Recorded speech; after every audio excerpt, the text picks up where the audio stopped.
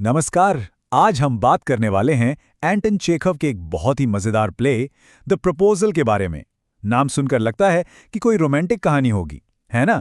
पर असल में ये एक ऐसी कहानी है जिसमें रोमांस को छोड़कर ड्रामा, कॉमेडी और लड़ाई झगड़ा सब कुछ है।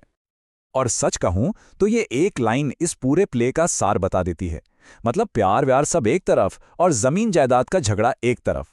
यहीं से हमें अंदाजा लग जाता है कि हम किस तरह की हास्य और व्यंग से भरी दुनिया में कदम रखने वाले हैं।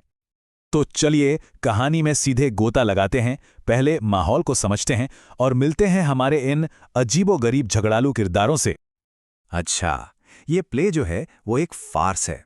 फार्स मतलब एक ऐसी कॉमेडी जिसमें सिचुएशन इतनी अजीब और बचकानी होती है कि हंसी रोकना मुश्किल हो जाता है। तो चेखव ने भी इसी तरह से समाज की कुछ गंभीर बातों पर मजेदार अंदाज में चोट की है। तो हंसने के लिए तैयार रहिए, पर इसके पीछे छिपे संदेश पर भी गौर कीजिएगा। तो मिलिए हमारे 3 मुख्य किरदारों से। सबसे पहले हैं इवान लोमोव, एक घबराया हुआ सा आदमी जो बस एक शांत और सेटल्ड जिंदगी चाहता है। फिर आती है नतालिया, जिसे आप बहस की रानी कह सकते हैं। उसे हर हाल में जीतना है। और आखिर में है उसके पिता चुबुकोव, जो एक नंबर के लालची हैं और जिनके लिए शादी भी एक बिजनेस डील से ज्यादा कुछ नहीं। तो कहानी शुरू होती है जब लोमोव एकदम टिप टॉप होकर चुबुकोव के घर पहुंचता है। उसे ऐसे सज धज कर आया देख चुबुकोव को पहला ख्याल यही आता है कि ये पक्का पैसे मांगने आया है।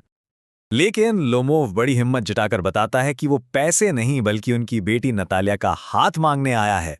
और ये सुनते ही चुबुकोव का जो रिएक्शन था, अरे बाप रे, वो तो खुशी से पागल हो जाता है, उसे गले लगा लेता है, पूरा फिल्मी सीन बन जाता है।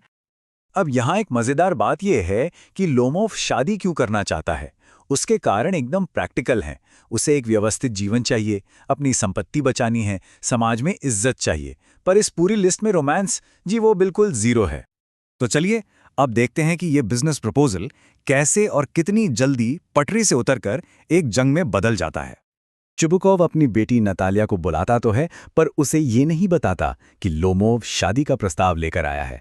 बस दोनों में बातचीत शुरू होती है और घूम फिरकर जमीन जायदाद पर आ जाती है। और बस यहीं से शुरू हो जाती है महाभारत। जमीन के एक छोटे से टुकड़े ऑक्सन मेडोज को लेकर दोनों लड़ने लगते हैं।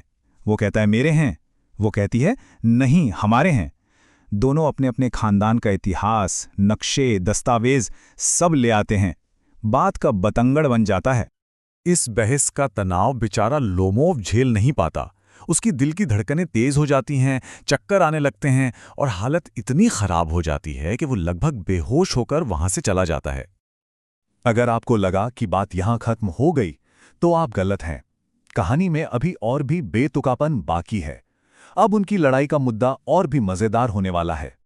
जैसे ही लोमोव जाता है, चुबुकोव नतालिया को बताता है कि अरे वो तो तुमसे शादी करने आया था। और ये सुनते ही नतालिया का तो मीटर ही घूम जाता है। वो पागलों की तरह चिल्लाने लगती है, उसे वापस लाओ, अभी लाओ, मैं मर रही हूं। मतलब फुल ड्रामा।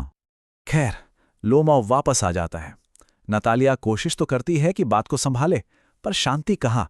वो तुरंत एक और उससे भी छोटी बात पर लड़ने लगते हैं कि किसका कुत्ता बेहतर है। और फिर शुरू होता है कुत्तों का महामुकाबला। नतालिया अपने कुत्ते स्क्वीजर की तारीफों के पुल बांधती है, तो लोमोव अपने कुत्ते गैस को दुनिया का बेस्ट बताता है। वो एक दूसरे के कुत्तों में कमियां निकालते हैं, जैसे ये उनकी अपनी शान की लड़ाई हो। और इस दूसरी लड़ाई का नतीजा, अरे वही जो पहली बार हुआ था। और ज्यादा चीखना चिल्लाना और ज्यादा तनाव, और लोमोव एक बार फिर से बेहोश होकर धड़ाम से गिर पड़ता है।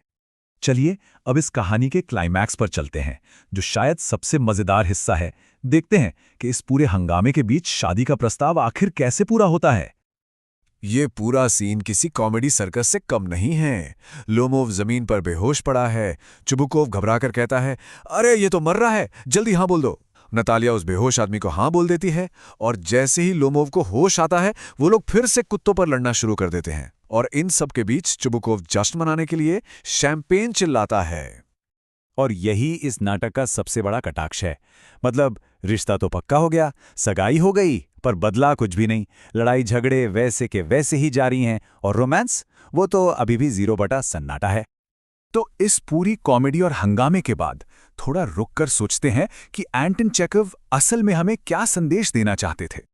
ये सवाल पूछना बहुत जरूरी है, क्योंकि ये सिर्फ हंसने हंसाने की कहानी नहीं है, इसके पीछे एक बहुत गहरा मतलब छिपा हुआ है। चेखव असल में अपने समाज पर एक गहरा व्यंग्य कर रहे थे।